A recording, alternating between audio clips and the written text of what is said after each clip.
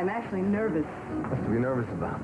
It's been parties like this 100 times. Thank you very much. Thank you very much. I'm not usually on the auction block trying to entice a lot of money from a lot of people I don't know. Mr. Zip.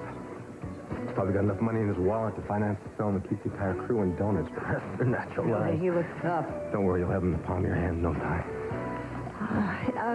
You do have other investors interested in the backing of this film, don't you? Yes? I just want to make sure that we're not desperate for Mr. Ziff's donation.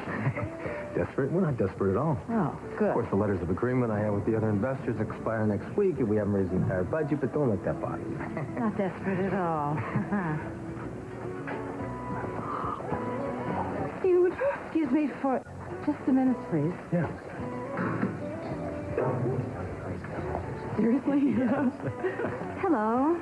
Hello. Mother, this is Josh Madsen. He was one of my teachers at Lyman Prep. Oh, good evening. How do you do? It's very nice to meet you. Yes, you too. Eden, I hope I have a chance to talk to you later. Oh, definitely. What are you doing here? I'm covering the Film Awards benefit for KSP. You are? Yeah. Did your father have anything to do with this assignment? He didn't. You look really beautiful. Thank you very much. Let's not change the subject. The last time I saw you, nothing could have dragged you out of Santa Barbara, let alone a dull function like this. Mother, I have a job. I'm here because that's just how the assignments fell. That's fine. But last night you were going to ask Cruz to come back to you. What happened? Nothing. Something must have. The two of you were dancing, and you looked like you would never separate Mother, again. we danced. That was it. Now, I came here to do a job, not to talk about Cruz.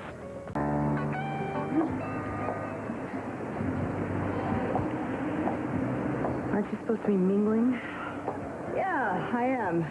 Find that mingling is very hard work, and I keep gravitating back to a familiar face every 15 minutes or so. Even if it's a familiar long face. Please don't stop. What are we going to do, honey? Are we going to play this game? We make idle conversation. I keep bringing the topic back to Cruz. You get mad at me. You tell me to stop. I say Mother knows best, and I keep pushing you. Come on, Aiden. We've got a lot of other things to deal with tonight. So let's just cut to the end, and you tell me what happened. I found another woman in Cruz's bed. Is that dramatic enough for you? I don't believe it. You think I'm making this up just for fun? I went to his room, I went to his place, and Nikki Alvarez was in his bed. With him?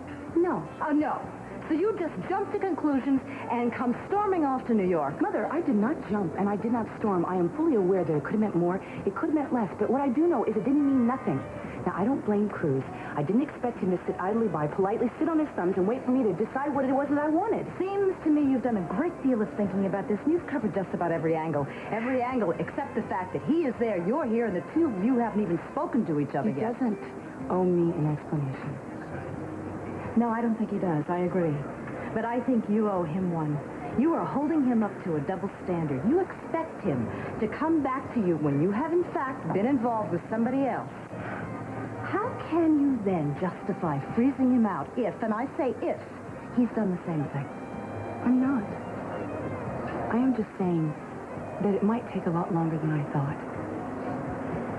The point is, Mother, I don't have a right to go barging into his room, into his life, and saying to him, drop everything, come back home. Eden, the ring on your finger and what is in your heart gives you every right to ask, to demand, and to know where your husband is. Don't you tell me you're going to let him go in the name of decorum. You know, I don't know why it is, but it's so easy for everybody else to come up with the answers, but not for themselves.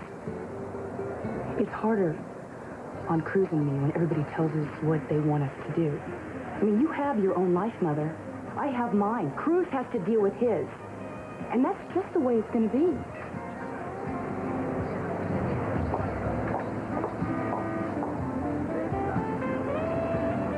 You're married, aren't you? Yes, I am. And you have a daughter, right? Adriana, how did you know? Well, I still keep in touch with some of the teachers on prep. They keep me up to date. You know, it was so funny. I couldn't imagine you teaching that school because you were so young. I mean, you were as young as some of the students. Well, it didn't bother me at all.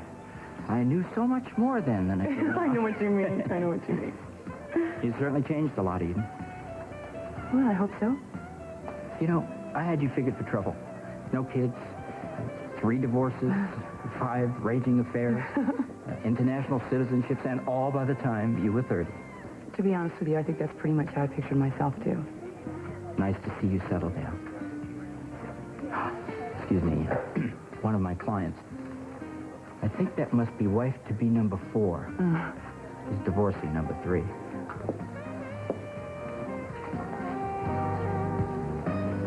Come tell me more about this picture of yours, Mr. Slade. Tell me why you think people are going to like it so much.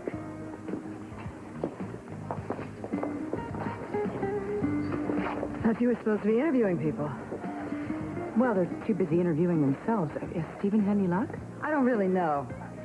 The former professor of yours, he's not in the film industry, is he? No, he's not.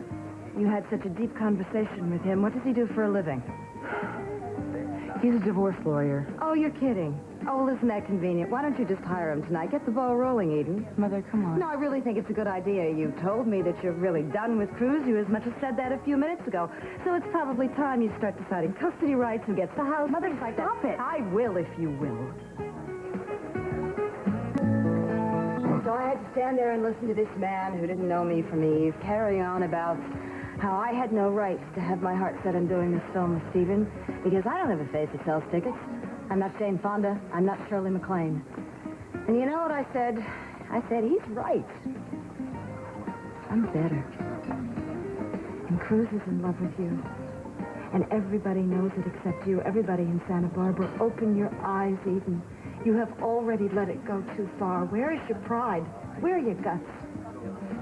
Second chance doesn't grow on trees. You have to take it yourself.